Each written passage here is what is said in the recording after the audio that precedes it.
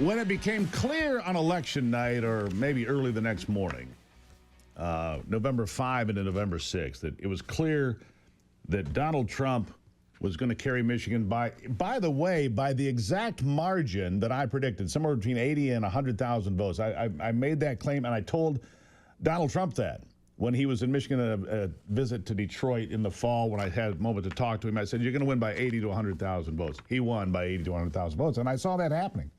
And I thought my next guest was certainly in as the United States Senator. As it turns out, he was about 1/3 of 1 point short of winning the seat that Debbie Stabenow had left. But he's back in the race today. Mike Rogers, former House Intelligence Committee chair, FBI officer, and a guy that I've known, I think we just talked about, for about 25 years. Mike, welcome back to the program.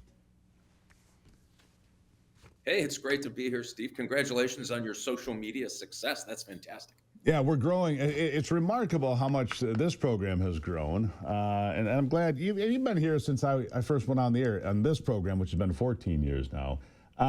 But you're back in the race, Mike. I mean, I know you were disappointed because we all looked at the returns going, it didn't make sense to me. I'm just going to leave it there.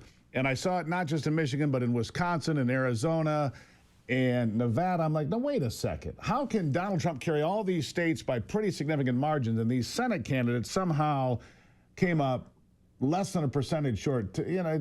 However that rings, doesn't matter. You're back in the race today. I've got the press release. You're rolling up your sleeves. You're going for it again. We are. Listen, we took a look at the numbers. So a couple of interesting facts here. One, we got more Republican votes for a Michigan candidate than in the history of Michigan.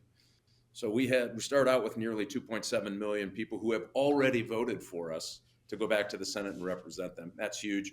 We came closer to Trump numbers than any other U.S. Senate candidate that actually won the race: Ohio, Montana, Pennsylvania.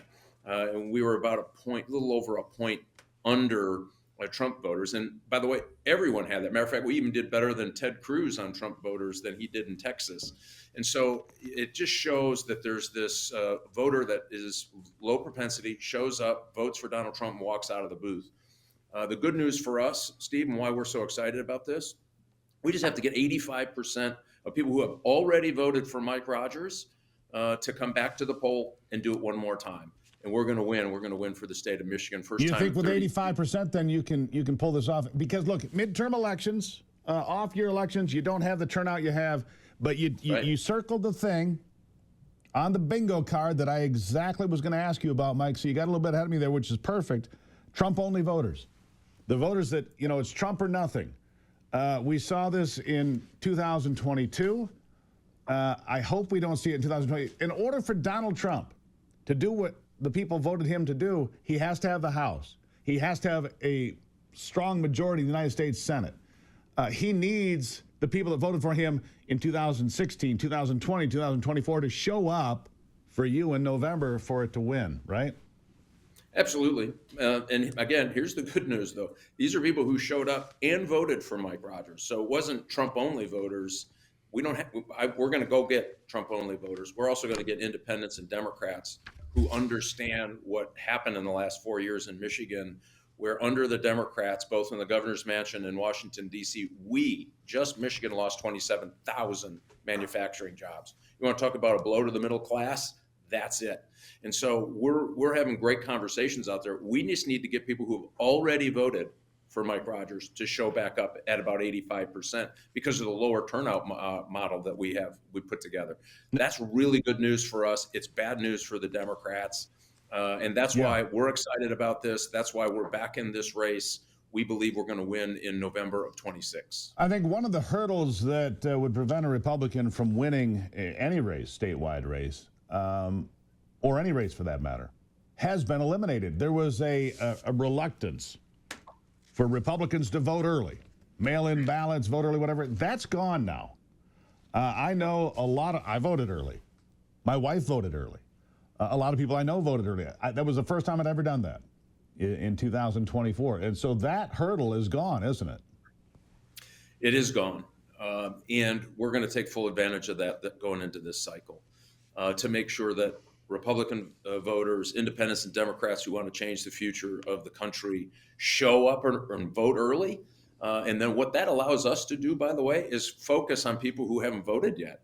So it's a money saver for the campaign. And by the way, it allows us to target those folks and say, hey, this is really important. We need you to show up and vote on election day. So all of that becomes important. So all of this plan, Steve, is to raise money early. I can't tell you, the Democrats are already flooding the zone with cash from outside of the state. We need people to step up and get involved. And you can do that at rogersforsenate.com. You can find out how to do that. We need to keep up with the Democrats. Probably won't match them dollar for dollar. Remember that Act Blue thing where they're taking foreign currency into their campaigns? Nobody seems to be bothered by it. I am. I think people should. Yeah, I am too. Yeah. This thing's not right. So we need people to get involved and stay involved. I know a lot of people said, hey, we got Donald Trump, it's done. But think of this. 111 executive orders doing great things for the country, things that we like. Zero-based rulemaking, which is going to be huge for business in the future. Making sure the border was safe. All of these things. Making sure a permit reform to get critical minerals to the market faster. All of this has already happened, but you need a team around the president who's going to show up and make those things law and permanent so the Democrats don't change it overnight. And so really important to stay in this fight. We're this close. We are this close to fundamentally changing America for the better and for our kids going forward. This is the time not to walk away from it. So we're going to make sure people are excited about what they're voting for, right, and how to vote. And voting early is going to be a part of it. Mike Rogers, running for the United States Senate as Republican. I'm sure we'll get some other candidates, but right now I'd say that you are in command of this field. Mike Rogers, you can find out more rogersforsenate.com, rogersforsenate.com. Mike, thank you. Hey, thanks, Steve, and congratulations again. Great news. Thank you. We continue to grow. He's back in the race. We've got a lot more to cover. We'll be right back on the Steve Gruber Show.